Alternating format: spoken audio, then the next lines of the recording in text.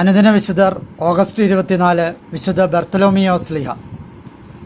വേദപാരംഗതനായിരുന്ന വിശുദ്ധ ബർത്തലോമിയോ അപ്പസ്തോലനായിരുന്ന വിശുദ്ധ പീലിപ്പോസിൻ്റെ ഒരു അടുത്ത സുഹൃത്തായിരുന്നു. അദ്ദേഹത്തിൻ്റെ മനസ്സ് എപ്പോഴും സത്യത്തിന് നേരെ തുറന്നിട്ടിരുന്നു.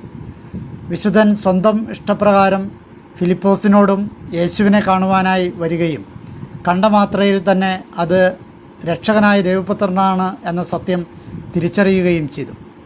ആദ്യ പെന്തക്കോസ്ത് ദിനത്തിൽ പരിശുദ്ധാത്മാവിൻ്റെ വരദാനങ്ങളാൽ സമ്മാനിതനായ ബർത്തലോമിയോ ഏഷ്യ മൈനർ, വടക്കു പടിഞ്ഞാറൻ ഇന്ത്യ, അർമേനിയ തുടങ്ങിയ സ്ഥലങ്ങളിൽ സുവിശേഷം പ്രസംഗിച്ചു. വിശുദ്ധ യോഹന്നാൻ്റെ സുവിശേഷത്തിൽ നഥാനിയൽ എന്ന പേരിലാണ് വിശുദ്ധ ബർത്തലോമിയോ അറിയപ്പെടുന്നത്. ഗലീലയിലെ കാന സ്വദേശിയായ വിശുദ്ധ ബർത്തലോമിയോ യേശു തിരഞ്ഞെടുത്ത ആദ്യ ശിഷ്യന്മാരിൽ ഒരാളായിരുന്നു. യേശുവുമായിട്ടുള്ള വിശുദ്ധൻ്റെ ആദ്യത്തെ കൂടിക്കാഴ്ചയിൽ യേശു വിശുദ്ധനെക്കുറിച്ച് ഇപ്രകാരമാണ് പറഞ്ഞത്: ഇതാ നിഷ്കപടനായ ഒരു യഥാർത്ഥ ഇസ്രായേൽക്കാരൻ. യേശുവിൻ്റെ ഉത്ഥാനത്തിന് ശേഷം ഗലീലി സമുദ്രത്തിൽ വെച്ച് ഉയർക്കപ്പെട്ട രക്ഷകൻ്റെ പ്രത്യക്ഷപ്പെടലിന് സാക്ഷ്യം വഹിക്കുവാൻ ഭാഗ്യം ലഭിച്ച ചുരുക്കം ചില അപ്പസ്തോലന്മാരിൽ ഒരാളാണ് വിശുദ്ധ ബർത്തലോമിയ. യോഹന്നാൻ്റെ സുവിശേഷം 21 അധ്യായം 2 വാക്യത്തിൽ നമ്മളത് വായിക്കുന്നുണ്ട്.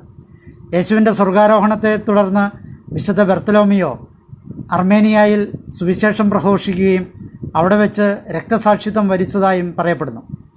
ജീവനോടുകൂടി തന്നെ വിശുദ്ധൻ്റെ ശരീരത്തിൽ നിന്നും തൊലിയുരുകയായിരുന്നുവെന്നാണ് ചരിത്രകാരന്മാർ രേഖപ്പെടുത്തിയിരിക്കുന്നത്. അർമേനിയക്കാർ തങ്ങളുടെ രാഷ്ട്രത്തിൻ്റെ അപ്പസ്തോലൻ എന്ന നിലയ്ക്ക് വിശുദ്ധനെ ആദരിച്ചു വരുന്നു. വിശുദ്ധൻ്റെ തിരുശേഷിപ്പുകളെക്കുറിച്ച് രക്തസാക്ഷിത്വ പട്ടികയിൽ ഇപ്രകാരം വിവരിച്ചിരിക്കുന്നു: വിശുദ്ധൻ്റെ ദിവ്യമായ ഭൗതിക ശരീരം ആദ്യം ലിബാരി ദ്വീപിലേക്കും, അതായത് വടക്കൻ സിസിലി, അതിനുശേഷം ബെനവെൻറ്റോയിലേക്കും കൊണ്ടുവന്നു.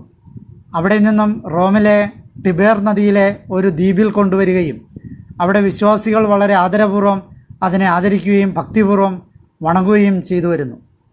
അർമേനിയൻ സഭയ്ക്ക് ഇപ്രകാരം ഒരു ദേശീയ പുരാവൃത്തമുണ്ട്. വിശുദ്ധ യൂദാ തദേവൂസും വിശുദ്ധ ബർത്തലോമിയോയും 1-ാം നൂറ്റാണ്ടിൻ്റെ ആരംഭത്തിൽ അവിടെ വരികയും ആഹൂറ മസ്ദ എന്ന ദേവനെ ആരാധിച്ചിരുന്നവർക്കിടയിൽ ക്രിസ്തുമതം പ്രചരിപ്പിക്കുകയും ചെയ്തു. ആ പുതിയ മതം ആ ദേശം മുഴുവൻ പ്രചരിക്കുകയും പിന്നീട് AD 302 ഉജ്ജ്വല സുവിശേഷകനായിരുന്ന വിശുദ്ധ ഗ്രിഗറി അർമേനിയയിലെ രാജാവായിരുന്ന മഹാനായ ഡർട്ടാർഡിനെയും അദ്ദേഹത്തിന് നിരവധി അനുയായികളെയും ജ്ഞാനസ്നാനപ്പെടുത്തുകയും ചെയ്തു. ഒരുപക്ഷെ തൻ്റെ രാജ്യത്തിനു വേണ്ടി ക്രിസ്തുമതം സ്വീകരിക്കുന്ന ആദ്യ ഭരണാധികാരി ഡർട്ടാഡയായതിനാൽ അർമേനിയക്കാർ തങ്ങളാണ് ആദ്യത്തെ ക്രിസ്തീയ രാജ്യം എന്ന് അവകാശപ്പെടുന്നു.